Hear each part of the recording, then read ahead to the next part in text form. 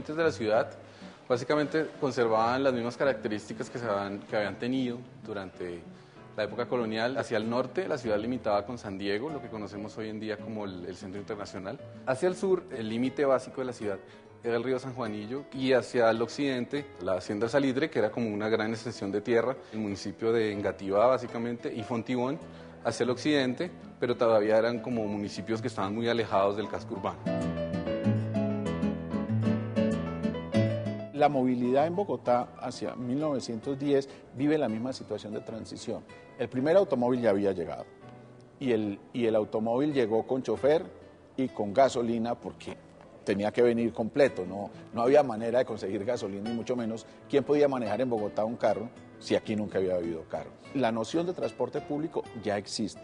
El tranvía ya no solo corría por varias calles de la ciudad, sino que se estaba electrificando, lo que quiere decir que la energía eléctrica ya corría por muchas partes de la ciudad, con el alumbrado. Empieza un proceso de desarrollo del tranvía en el cual se empiezan a adquirir como los carros eléctricos, que para 1910 pues eran muy escasos. Esto genera también que se desarrollen unas vías, básicamente en los caminos existentes, que conectaban pues al centro de la ciudad con los municipios que se encontraban aledaños, o por ejemplo en el caso de la carrera séptima, que era la antigua calle Real. Era entonces una ciudad que todavía vivía aires coloniales, pero estaba sumergida en lo que comenzaba a ser el siglo XX y la gran revolución industrial. Básicamente el crecimiento que se da en este momento histórico de la ciudad se basa principalmente en las migraciones por causa de la violencia de la guerra de los 1010, lo cual a principios del siglo XX es un factor que modifica el tema urbano en términos de ocupación y en términos del uso del suelo para las ciudades.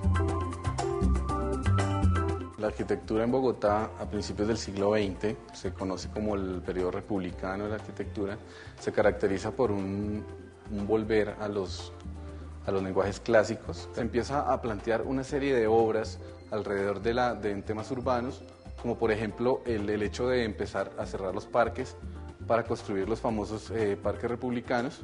Las plazas dejarían de ser los espacios de encuentro para ser espacios que tenían como un carácter más privado. Bogotá tenía en 1910 100.000 habitantes. Ya no es una ciudad totalmente de blanco, totalmente de negros o de indios. Es una sociedad donde ya la diferencia por el color, por el origen no está tan marcada. El camino hacia el capitalismo ha avanzado demasiado y ya las grandes diferencias en la ciudad empiezan a darse en términos de ricos, menos ricos y pobres. Un sector pobre que ya empieza a existir, hacinados en lo que para 1910 se conoce como el Paseo Bolívar, que es la primera zona de tugurios, literalmente hablando, que tiene Bogotá.